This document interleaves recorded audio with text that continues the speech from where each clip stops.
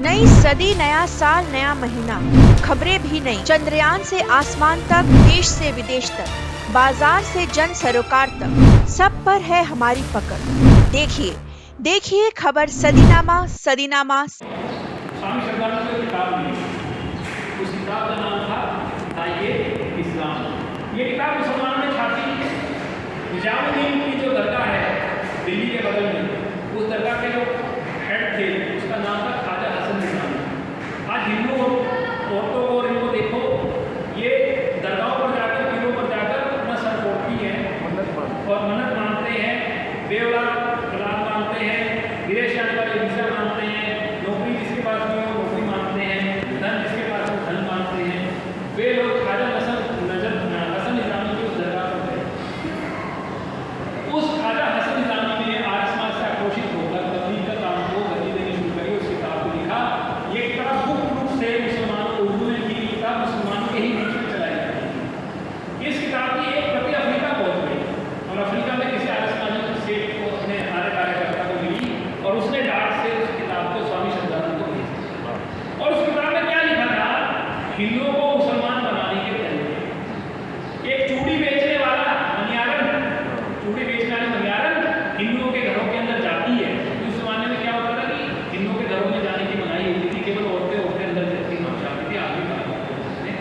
वो जाके चूड़ी पहनाते हुए, तेरे यहाँ कोई बीमार तो नहीं है, ये ले घंटा बांध ले, ताबीज बांध ले, निजामुद्दीन की दरगाह का ठीक हो जाएगी। किसी के बच्चा ना हो रहा हो तो उस दरगाह पे जाके मन्नत मांग ले, तेरे बालक हो जाएगा। इस तरह की बात करे। एक मुस्लिम हज्जाम आई, बाल काटते हुए इस तरह की बात करे। एक मुस्लिम दुकानदार जो कि सौदा बेचते हुए ऐसी बात करे। एक मुस्लिम मदारी खेल तमाशा दिखाते हुए दिन की बात करे। और एक मुस्लिम वेश्या अपने शरीर का सौदा करते हुए अपने घाट से, ये सब बातें उस किताब में आइए इस्लाम में। और उस किताब का जो स्वामी श्रद्धानंद ने पढ़ा तो महात्मा गांधी को दिखाया कि आप हिंदू मुस्लिम लीग की बात करते हैं, देखो वो ये ख्वाजा हसन निजामी क्या लिखा है। तो ख्वाजा हसन निजामी ने अपनी गलती तो कहाँ मानी थी, उसने अगले दिन के अखबार में महात्मा गांधी को ही इस्लाम की दावत दी, इस्लाम की दावत दे दी। तब स्वामी श्रद्धानंद को मजबूर होकर किताब लिखनी पड़ी। उस किताब का नाम है खतरे का घंटा। और उस किताब के अंदर ये लिखा है कि हिंदू अपने धर्म धर्म की रक्षा करो, विरोधी तुम्हारे धर्म को खाली कर रहे हैं, उस षड्यंत्र को पूरी तरह से उसने एक्सपोज किया।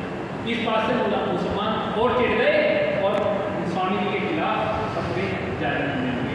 स्वामी जी को जान से मारने की धमकी देने लगे और स्वामी जी ने कहा कि मेरे साथ मेरा रक्षक ईश्वर है, मैं किसी से नहीं डरता।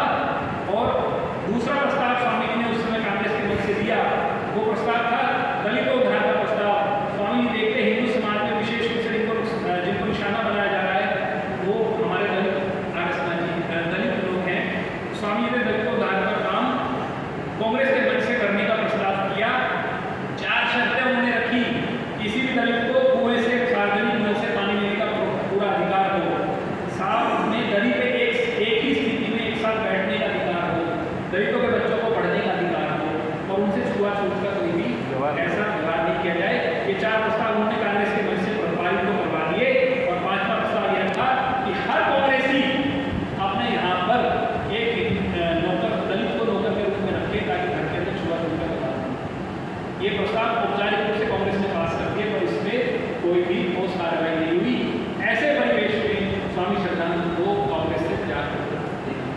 तो आधुनिक भारत में स्वामी श्रद्धानंद ऐसे पहले व्यक्ति हैं जिन्होंने कांग्रेस से त्याग दलित को उद्धार किया।